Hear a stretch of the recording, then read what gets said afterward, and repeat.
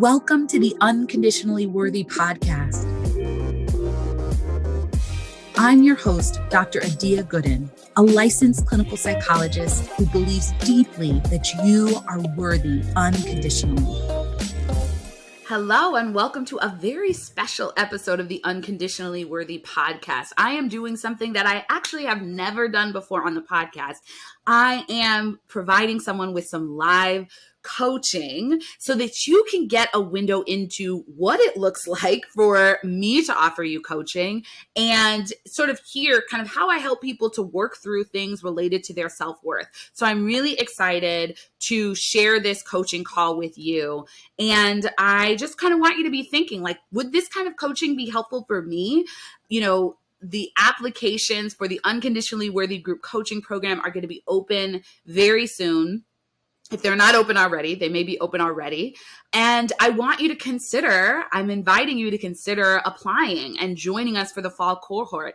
Every week we're live on Zoom and I'm offering coaching. I am helping you to work through challenges related to self-worth. And I think that this episode is such a great example of what my coaching looks like, right? So you can figure out, does this style seem like it would be helpful to you?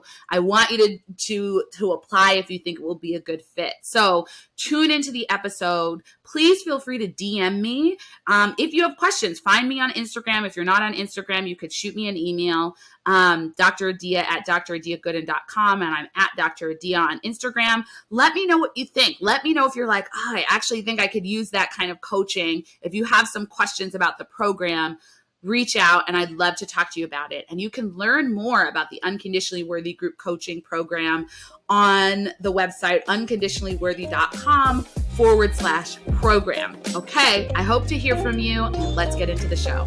So I am grateful to have Maria Gamboa on the podcast today. Maria is a first-generation immigrant, mother, wife, former academic and historian, and currently works as a consultant helping nonprofits and foundations develop strategic plans.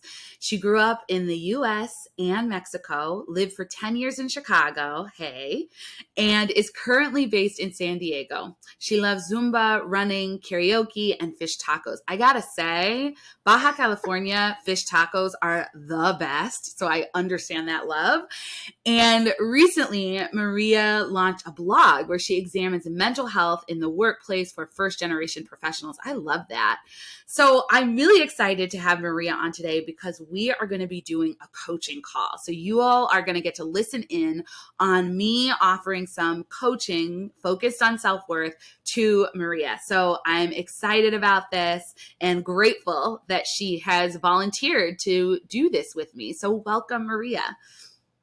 Thank you so much.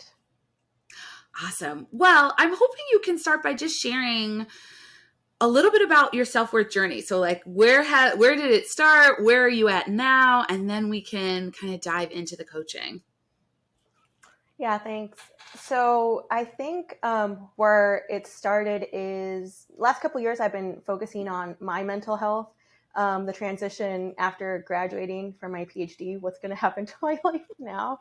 I think a lot of my self-worth was tied not just to the PhD, but to getting my first job, and stability, right? I think that's what I've always wanted my whole life, stability, kind of like a basic, safety, comfort. So I think a lot of my self-worth is to ensure my safety, my security. And so I think right now I'm in an interesting point where I really do like who I am. I'm learning, it took a long time to love myself exactly as I am with all my identities. But what's harder is I don't like what I do.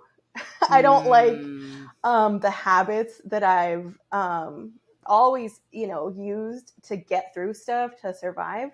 It's not serving me anymore because to actually ensure my safety, survival, comfort, I need to step it up.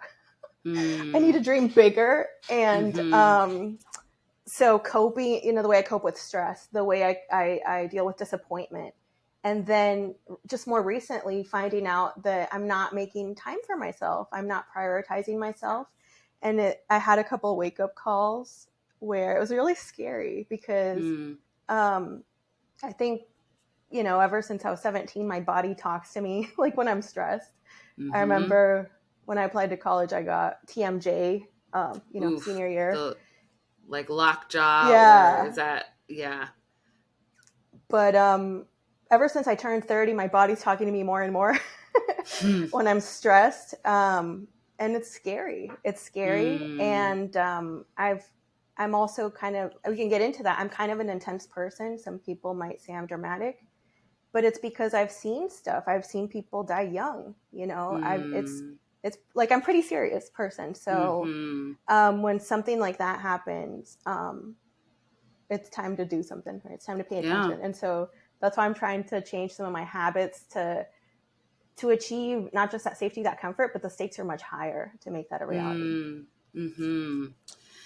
Thank you for sharing that. I love that you're sort of focusing in on wanting to make behavior change, because when I think about people's self-worth journey, I really think it is about doing things differently. And I sort of think about like, okay, well, if you do things differently, like you start treating yourself as though you're worthy, you start showing up for yourself in a different way, that really leads to feeling unconditionally worthy versus like, just stand in the mirror and say, I'm worthy, I'm worthy, I'm worthy 10 times. And it's like, okay, that could be nice, but is that really going to shift your life? Probably not. And it actually is the behavior change. It is the doing something different that can make a big difference in our lives. So I'm really glad that you that's what you want to focus in on today. And I also really appreciate you highlighting sort of what have been the warning signs, right? Because so often we ignore what our body tells us and we just keep going and keep going and keep going. And I'm really glad to hear that you're listening, that you're saying, hey, I got to listen to these warning signs. I don't want it to be too late. I don't want to get to a point where it's really hard to come back from. I got to listen. I got to start taking care of myself. So I think those are great things for us to kind of talk about and get into today. I'm hoping you can share a little bit about sort of the coping strategies that you want to evolve, right? Like, what do those look like when you know, like, I'm coping, I've learned to cope this way, this has helped me to survive, but I know that it's no longer serving me. What are some of those coping strategies or behaviors look like for you? So I think part of it is just holding a lot, wanting to be in control, thinking I have control. Because it's harder to ask people to help me. I'm not so good at that. I didn't see it. Maybe growing up, I didn't trust or rely on people. And so the shortcut is to do it myself. And then the other part is worrying too much about others. So, and kind of, I think codependency too, expecting them to worry about me. And then realizing that I need to worry about myself. I need to grow up and take responsibility for myself. And it's not a great approach to expect that I'm going to worry about others and others are going to worry about me. That's not how it works. So those are some of the things. Okay. So holding a lot, right? Like taking on a lot of responsibilities, putting a lot of pressure on yourself. I think that was the first thing I heard. And then sort of, starting to give to yourself what you're wanting other people to give to you. Yeah. With that attention and that care. I think often we do it that way. We say, okay, well, maybe if I just give so much to everyone else, maybe if I give so much of my time, my attention, my energy, caring for someone else, then they will give it back to me. And I'm really needing it. And then sometimes that results in some resentment or frustration because it's like, well, they're not I'm doing so much for them. Why aren't they reciprocating? And we sort of learn one, unspoken needs often don't get met, right? Like when we don't actually say, this is what I need or want from you, the other person is going to have a hard time meeting them. And two, as you're sort of mentioning, we have the power to give ourselves a lot of what it is we're needing from other people. And that doesn't mean that we get into a hyper independent place where we're like, we don't need anybody, but there's room to say, okay, well, how do I give myself the attention and care that I'm really wishing other people would give to me, and I give to other people, but I can give it to myself. Yeah. I mean, especially for that second part about asking for help, people are not mind readers. That's really unfair. Mm-hmm. It's really unfair. And the best part is I do have great people around me. Like my husband's Mm-hmm. great. My boss is great. My mom is great. Everyone wants to be there for me. It's just, Mm-hmm. they don't know I need anything. Right. Like, Yeah. I think they say just because you carry it well doesn't mean it's not heavy. Like no one knows. Mm-hmm. And I can't get mad. And yet I do get, right now I do get mad for Yeah. people who do Yeah. know how to advocate for themselves. I get jealous. I don't know if it's Mm. mad, more like, where did you learn that? Who taught you that? Mm. Who Mm. express their needs? It's just, maybe it's jealousy, like, Yeah. where did you see that? And then just what I want to say, the first part about holding too much is I do catastrophize things. Okay. I think they've been telling my mom that since I was a little. Everything's a big deal. Everything's a big deal. Mm. If something goes Mm-hmm. wrong, it's a big deal. It's the end of the world, and that's not Mm-hmm. that's not serving me. Yeah. Just for my health, but even in my job, right? I need to adopt this like growth mentality, Mm-hmm. to be a leader, to move up, to advance, Mm-hmm. and so unfortunately, sometimes work is the reason I do these things, right? Even though it's Mm-hmm. good for me overall, that's when I pay attention. That's the So it's motivator. interesting that that's how it's happening sometimes. Okay. So I'm going to try to keep two things in my head that I want to address. I will give you a heads up that my brain I've not been getting enough sleep because I have a newborn. So sometimes I lose the things. And so maybe you can help me remember. So Yeah, sure. one train of thought that I'd like to go down is sort of exploring where and when you developed the need to like carry it all, have it all together, explore some of those fears around asking for help, and then start talking about what that looks like to begin to ask for help. And then the other train I want to go down is, and I'm already like, it's slipping. It's slipping from my mind. Okay. Was that the second train, the asking for help? Yeah. The catastrophizing. Yeah. Right. So then the next train is sort of exploring what happens in your mind that makes everything a big deal, right? Because sometimes our minds will do this. I made a mistake. Oh my gosh, if I made a mistake, I'm going to get fired. If I get fired, then I'm never going to get another job. And then I'm going to lose my house and we're going to lose everything. And then we're going to be homeless and right? Yeah. And so our brains can go quickly down that rabbit hole. And then it is a big deal because what happens in those moments is our body and brain don't know that it's just your mind predicting the future. And your body and brain respond and they say, oh my God, we're homeless. That's it. We lost everything. We're not safe anymore, right? As you just said, safety and security are so important. We're not right. And then we have a physiological reaction to this projected reality that this mistake means that we're homeless, right? That's where the big deal comes, right? And so for other people, they're like, why are you overreacting? It's just a mistake. And internally it's like, but I feel like I'm homeless now. And so of course I'm going to have this big reaction because that is a threat to my safety, to everything that's important to me. And I feel so, awful that could have happened. How does that land for you? Does it resonate? Yeah, it gets in the way, whether or not it's going to happen. It's super distracting. Yeah. Mm-hmm.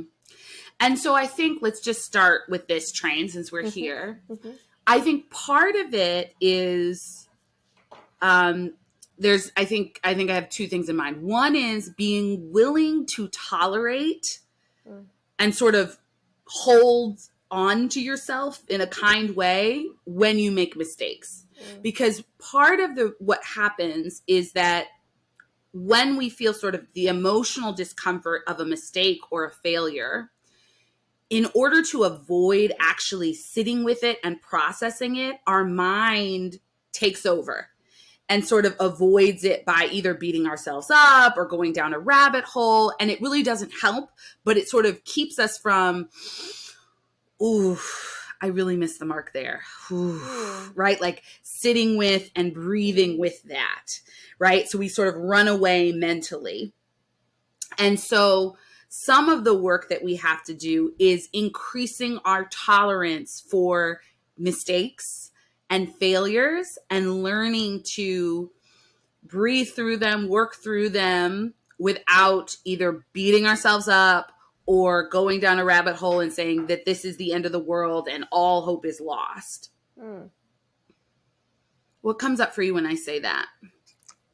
Yeah, I mean, I think it sounds like tolerating, it's not just a mistake, it's like shame. And so maybe part of it is that that's what I pride myself on, like being reliable, being responsible. And it's like, that's a problem then, because if something goes wrong, it's like, then I'm not those things. And it's not so much that I think something terrible will happen. It's just it's so embarrassing. And that's hard. Because I'm already embarrassed about other things that are beyond my control. So why can't I even do this right? Yeah.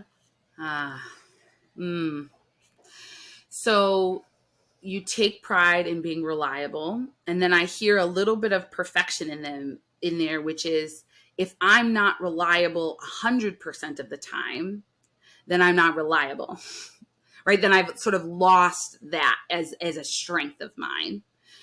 And I think, oh, go ahead. Is there something you wanted to? I mean, some of my values are like integrity, and then the next one is responsibility, right? And so I think, it's hard to talk about, but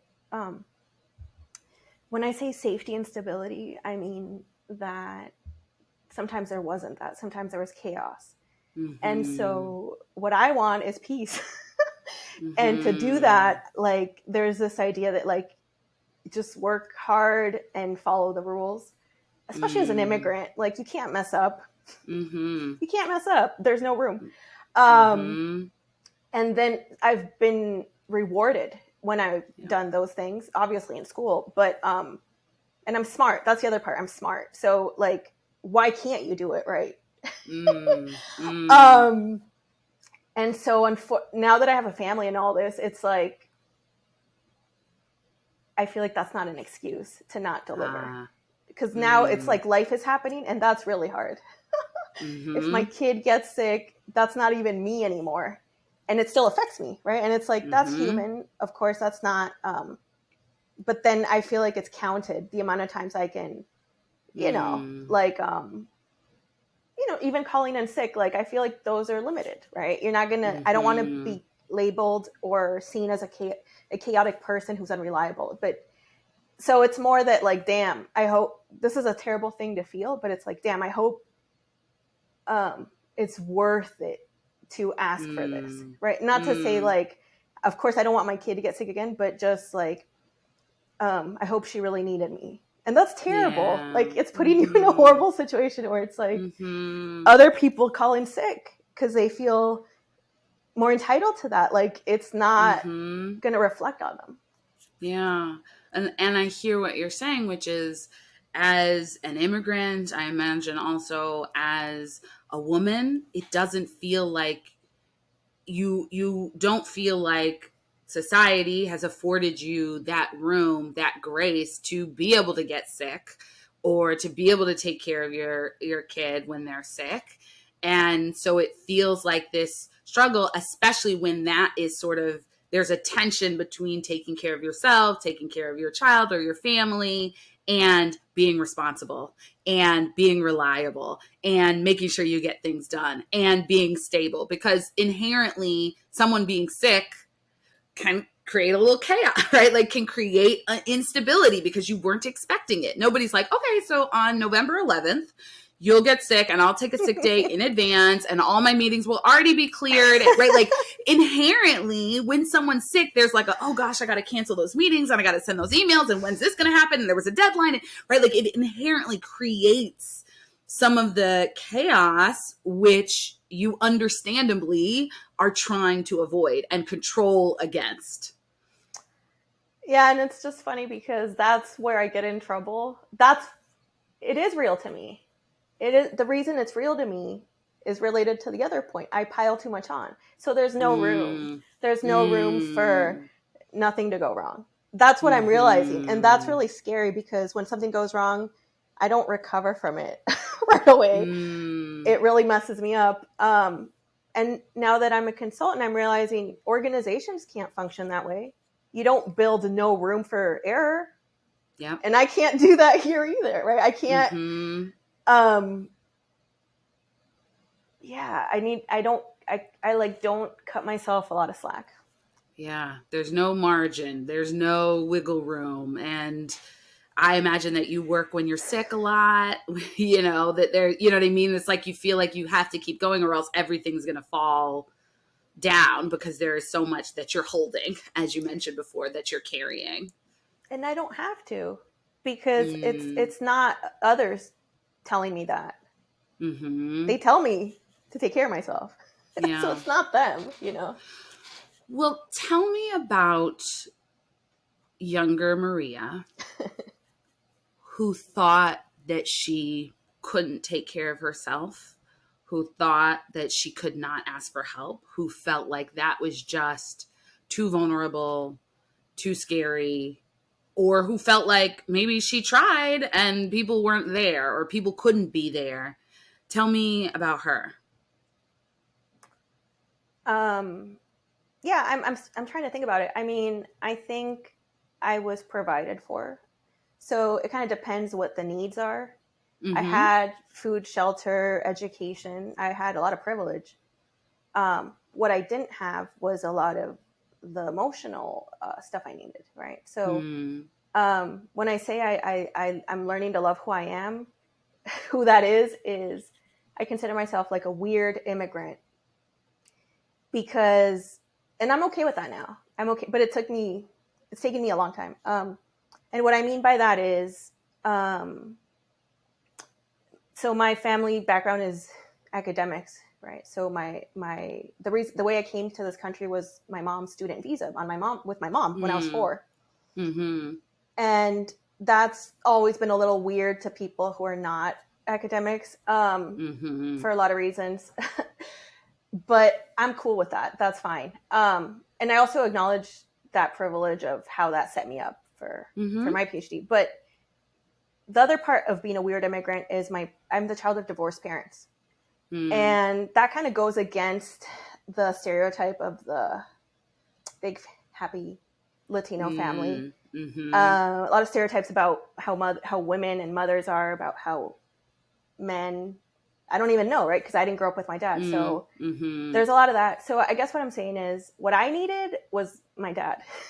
And my mom did the best she could. Because now that I'm a mom, I get it. Yeah. That she did the best that she could because you're supposed, it's better with 2. For some, depends, right? Depends on the parents. But just as a parent, like, I can't imagine. It's hard to do. It's hard. Myself. One person parenting is a challenge. It presents a lot of challenges. So I don't know what I asked her for. But I think I tried not to bother her too much just because she did a lot. She put me in gymnastics. She put me in all the, all the stuff. And she saved her money to take me to see my dad. Cause he didn't come with us. That's the point. He didn't. So he was still in Mexico. Yeah. And so like now that I'm thinking about it and that I've thought about it, it's like, that's a big deal. That's a big deal when you're 4. When you can't see your dad very much because he's far and like I'd see him twice a year. So I think that's what I needed. And just to like wrap it up, what that means is that when I did see my dad, I tried not to ask for anything at all.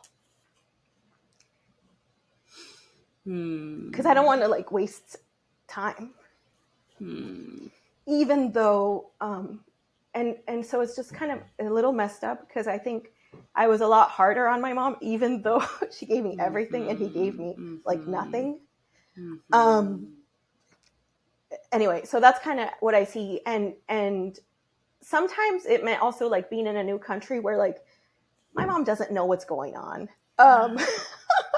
So I just try to not bother her. Like, I'll just give you one example. It's kind of funny, kind of sad. I was always late to school, not because there was any reason. I lived across the street. First, I lived in Ithaca, so she was at Cornell. We moved across the street from the school, so I should have never been late. But I was like, because she didn't know that you had to start at a certain time. She thought it was kind of like, I don't know. Show up when you show up. Yeah, show up when you show up. And so every day they sent me to the attendance office, and I was marked tardy. And I never told her because I didn't know why she didn't send me on time. I was too little. I don't know if I've even ever told her, and it's like, but that makes you grow up fast because you're doing something wrong and it's not like it's not your fault really. You don't even know like what time it is. Right. You don't know, okay, this is the time I'm supposed to get to school at age 4 or 5 or, whatever. Yeah. So I remember they would always make fun of me at the attendance office. Like, you really need an alarm clock. And I'd be like, I have an alarm clock. I just don't know what time school starts. So, so I think that's part of it, right? Where it's like, She gave me a lot. She gave me tons. She gave me more than she even had to because my dad didn't help. Wasn't there, But I still needed more. Yeah. And I think that's so common, right? Is that our parents try to give us what they can, and we still may have needed more. And part of what we, are tasked to hold, if we're kind of doing this in a really healthy way, is that truth. We're neither invalidating our needs that didn't get met, and we're also not demonizing our parents that for whatever reason weren't able to meet those needs. And so it's like holding that together. I think I feel really touched by you talking about your younger self. And, I think that when I usually think about this for kind of all of us. I think about it for myself as well. But when we are having a big reaction or getting really upset at something, it's usually the little one in us, right? Who's upset, right? It's usually the little one who says, I can't be late again. Like, you know what I mean? Like, we can't do this. We can't, like it's, and it's the little one who's having that reaction. And what she needs in that moment is to be like, oh, baby, I'm here. It's okay. Right? Like, it's okay.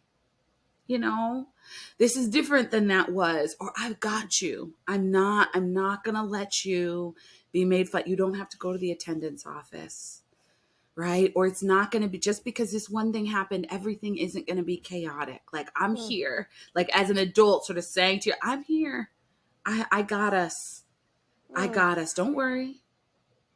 Right? Like, I'm here. And it just like to soothe that part of us that's like, I can't go back there. Right? Because that's often what comes up and gets stirred up in those moments of I made a mistake, or those moments of, oh my gosh, I can't show up and things are feeling chaotic and I don't know what to do. We go back to that younger self who wasn't in control, right? Who just felt very out of control in those spaces because they weren't an adult. And now we're the adult and we can say, I got you. I got you. It's a little chaotic, or it's a little because, there's a lot going on, but I'm here and I got you and I got it under control. I'm not going to leave you. You're good. How does that land for you? Yeah, I'd like to practice that, because what I've found is I am very worst case scenario. And then when good things happen or when people are fine with it, I'm just like so shocked that nothing happened. So, you know what I mean? Like, I didn't get fired or no one hates me. And so I wonder if practicing what you're saying, I don't know, practicing what you're saying and then seeing the result that it didn't lead to. Didn't all fall apart. The apocalypse, yeah. Are you ready to go deeper and truly do the work to believe that you're unconditionally worthy so you can finally experience the peace and contentment you've been longing for in your life? If you answered yes, I want to invite you to apply to join the next cohort of the Unconditionally Worthy Group Coaching Program. This curriculum-based group coaching program will guide you step by step to heal any trauma that has gotten in the way of you feeling worthy. It will help you to transform your relationship with yourself to one that is loving, compassionate, passionate, and authentic. And the program will empower you to use your internal wisdom to create a life filled with the peace, joy, and contentment you have been wanting in your life. If you're ready to do the work and want the transformation this program offers, I encourage you to apply now.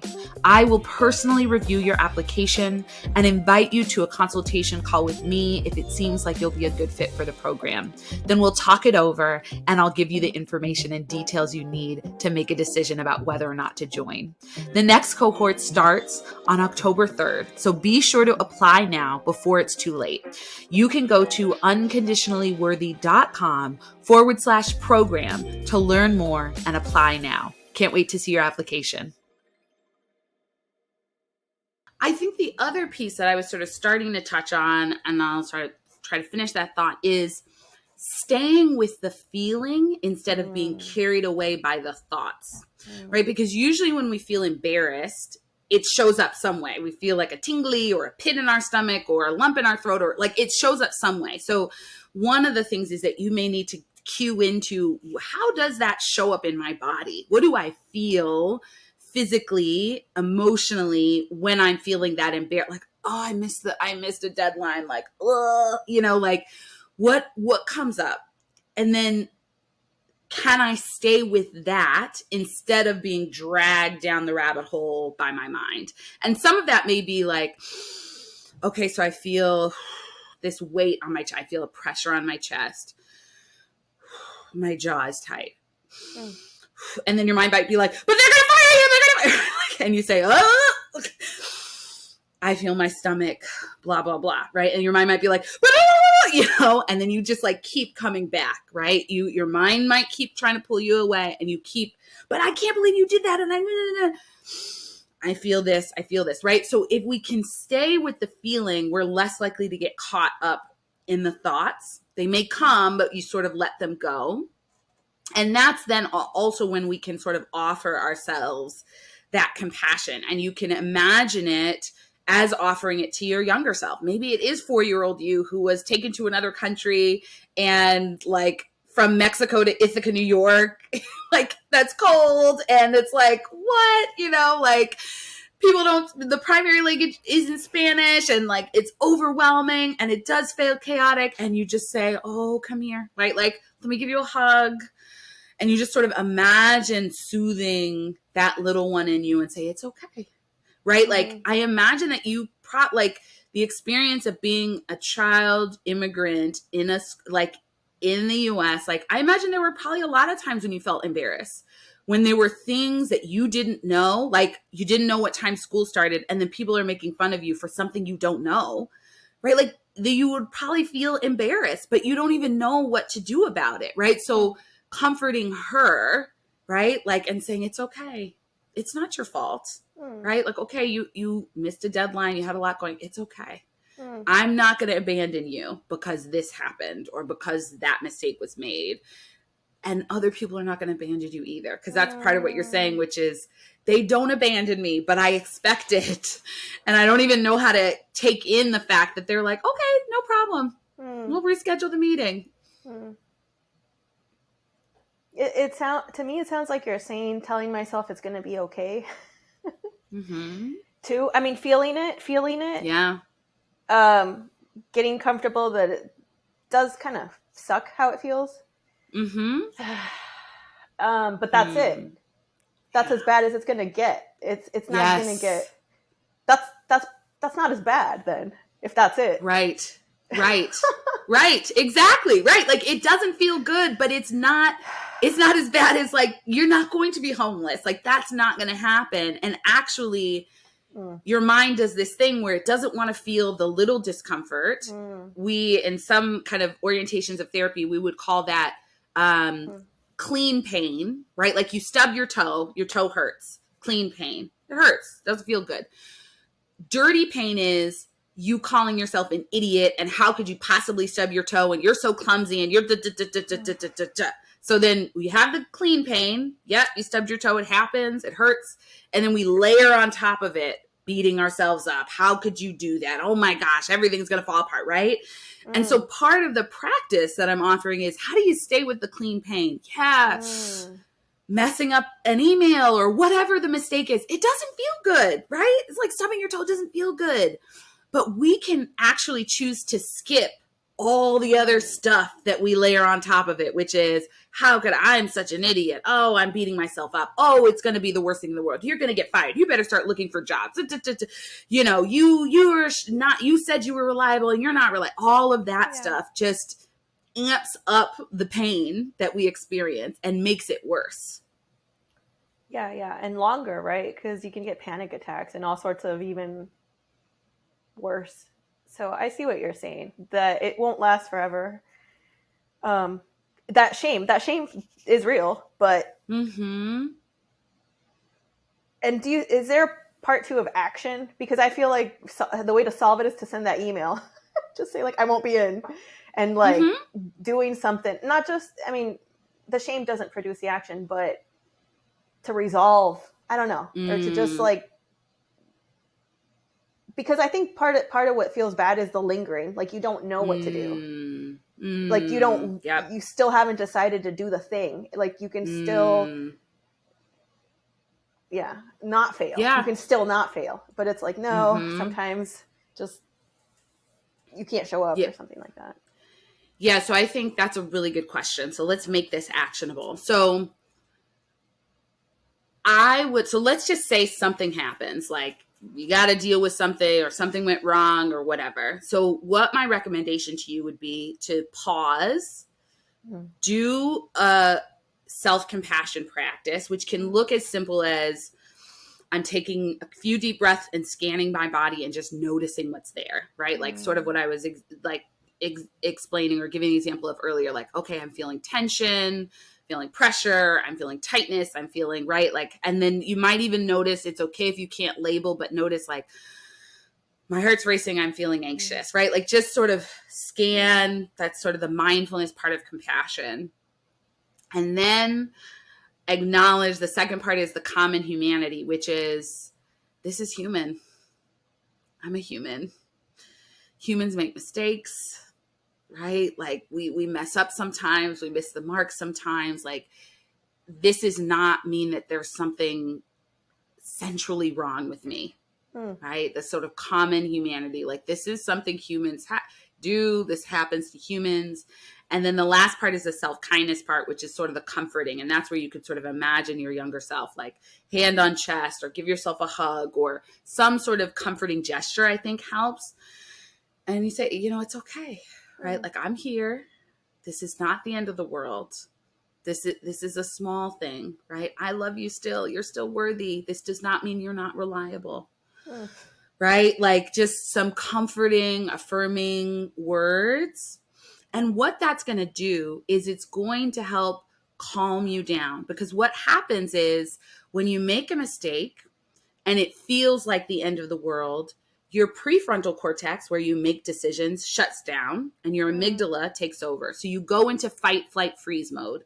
That's probably why you feel like, I don't know what to do. I don't know what to do, because your thinking, decision-making brain is literally sort of offline, because you're, like, it's like we're in emergency mode, right? Fight, flight, freeze. I don't know.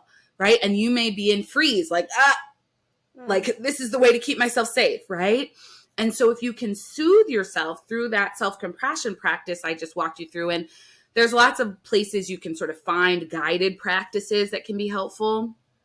But if you soothe yourself, then your prefrontal cortex will come back online. You'll be able to relook at the situation and say, okay, I missed this meeting, or I sent the wrong email to the wrong person, or whatever it is.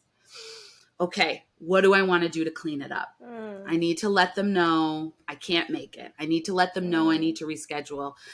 I know this is a really important meeting, but my child is sick and I really have to be there. We actually have to go to the doctor. And so unfortunately, I'm not able to make it today. Right. And so then you're in a calmer space, so you can address the situation in a way that feels proactive and constructive versus like reacting because you're like, oh, I gotta get out of this little shame and like, whatever reaction that might produce, which is maybe do nothing or send an email too quickly or whatever it is. I like that because what you're describing, I mean, it's not easy. It's a lot of steps. Yes. But one way I'm thinking about summarizing it is like taking myself seriously, right? Like I feel this thing. Yeah. It doesn't feel good, but I matter. Right. And so maybe because it's not just like the part of you'll be all right. It's okay. It's human, but that I matter. Right. Yeah. And so it's okay if something goes wrong because I come first. That's good. Yes. And you got to do all these other things to know what to do, though. Yeah. And I think part of the I matter and I come first is I'm bigger than any of this mistake. Like my life is more valuable and meaningful than any mistake I could make. And I want to honor myself. I want to honor how I feel. I want to care for myself, even in the midst of whatever might be going on. That's beautiful. Thank you. You're welcome. And so I said that there's a second track, and I think that was like the asking for help piece. Yeah. That we maybe could talk a little bit about if that feels like it would be helpful. Sure. So let me start with this. Tell me what happened. So I know we had a pre-call, those of you who are listening, and I know we talked about both the challenge with asking for help and also even sometimes identifying what you need and what the time and space that you need to ask for. Where are you with that? So does it feel like kind of what you need and it's hard to ask for it? Or does it feel like you need something, but you're not sure what that is? And then if you don't know what you need exactly, then it's also hard to ask for it. Like, tell me kind of where you are with that. Yeah, I mean, could be both. Could be that I don't think I need it. I don't think I need time for myself. Kind of like, but I just don't think it's possible. I don't know. It's more that I don't know how to ask for help. I don't like it. I don't think I should need to. I don't know. So I'm not comfortable doing it. That's for sure. Yeah. Yeah. What makes it uncomfortable? Like, what is the internal narrative about what it means about you to ask for help? What your expectations are from others in terms of how they may respond, poorly, whatever, if you ask for help? Like, what are the thoughts you have about that? It's just more, I don't like to bother people. I don't like to inconvenience people. I feel like other people are either important in the sense of like they're busy. Or I want to keep people happy. That part's kind of more deeper because why am I so afraid to upset people? I notice that's especially like people close to me, like my husband, my mom. Like there's no good reason to be afraid of upsetting them, actually. Well, I hear a through line from when you were talking about your experience as a child, which is I didn't want to bother my mom because she had a lot going on. She was a PhD student. We were in a new country. I didn't want to bother my dad because I didn't have very much time with him. And when I was with him, I wanted things to go really well. So I didn't want to ask, right? Like, so I see a through line straight from 4 or 5-year-old Maria, who was like, okay, the way we get through this is we don't bother people. Right? The way we get through this is we just handle it. We don't bother people. We just take care of it. Right? Because you also didn't say to your mom, like, hey, mom, I'm late every day and have to go to the tardy office. Like something's wrong. You just said, oh, well, there must be some reason and I'll just deal with it. Right? Like I'll just take on the experience of being late and going to the tardy. I'll just handle it. I don't want to burden her. I've got it. I'm 5, I'm 6. But I'm just going to keep that to myself, right? I don't want to have to ask her to do something different to change this for me, right? So it seems like a survival strategy, a coping strategy that you came up with when you were very young that you have like held on to?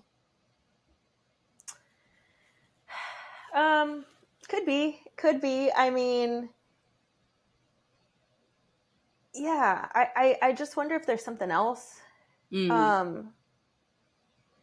But yeah, I mean, either way, I also don't like telling people what to do, so that's coming up now for me. Okay.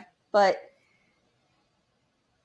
yeah, I mean, that could be a big part of it. It also, like, what if they do it wrong? Like, maybe I don't trust them to do it. Maybe that's a part of it. Like, I'll do it better.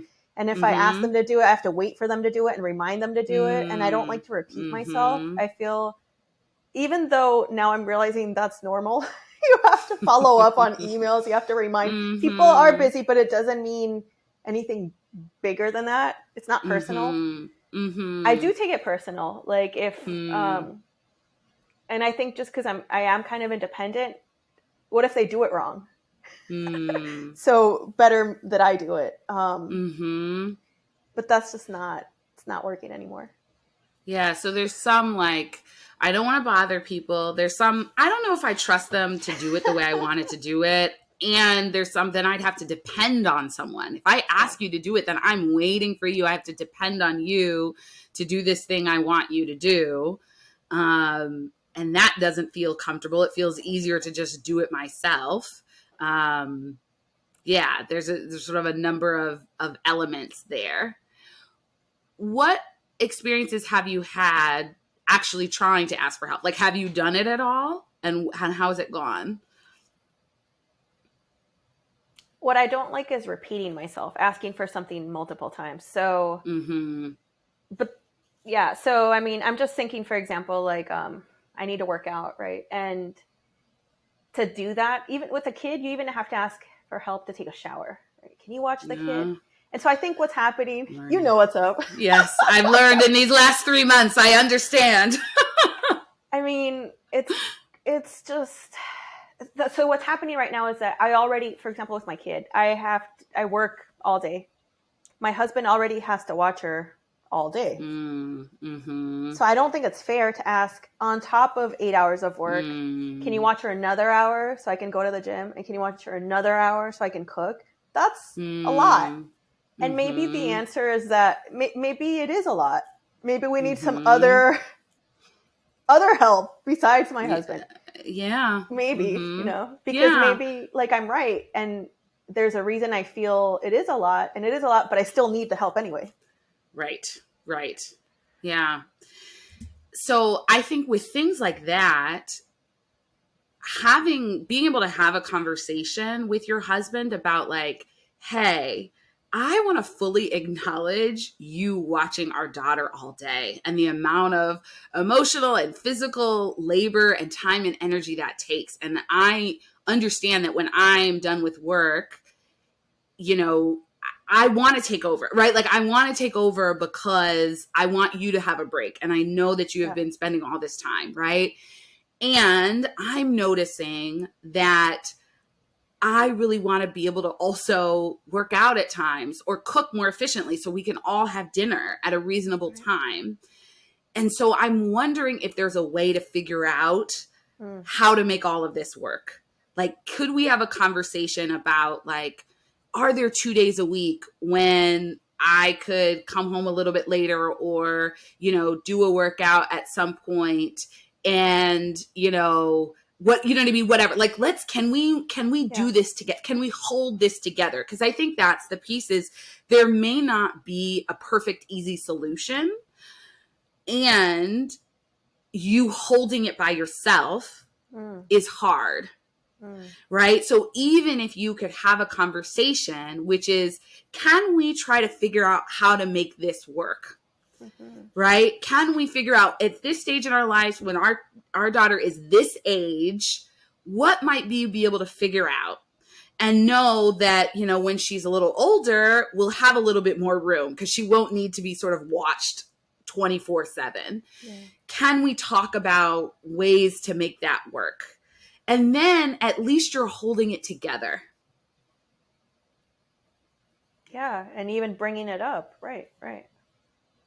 Mm-hmm. And you're not telling him what to do. You're not saying you need to watch her for another hour, or like, I'm not going to, right? You're not saying that. You're saying we've got these we've got these, different needs, different commitments, different responsibilities. Can we come together and, put all our needs on the table, put all our responsibilities on the table, knowing that maybe every need won't be met. Maybe every single thing won't be addressed, but at least we're aware of them, and we can figure out like, okay, how do we start to address them, and keep in mind, okay, maybe it's not going to work right now, but maybe we can ask this family member to come over from 3 to 5 p.m. or 3 to 7 p.m. and you can work out and you can get a break. And I don't know, but you can start sort of brainstorming and sort of figuring it out together instead of you holding it on your own. Yeah. Yeah. I think so. I mean, I think something I was saying earlier was about thinking bigger. And sometimes I don't think bigger. I think I'm only entitled to work. And thinking bigger would be like, oh, maybe I could have more. And so I think that's hard for me to, I don't want to feel, I don't know what the word is, but just ask for more than I need, but then it's like, I need it. So I have to like first feel that it's worth, it's you have to like justify. Valid. Yeah. Like, is it a valid ask? So that's kind of where I'm at, where it's like, now I'm realizing it is. Oh, because I didn't even tell you this part. I gained 30 pounds this year working from home. And it's like, that's a lot. And so, yes, this is valid. Yes, this is valid. Yes, I need to eat. Yes, I need to work out. Like, it shouldn't get to like a dramatic point like that for me to trust that I need this thing. Right. And I'm noticing there's a sense of, only if it's for my survival can I ask for it, versus I'd love to have a life where I am thriving.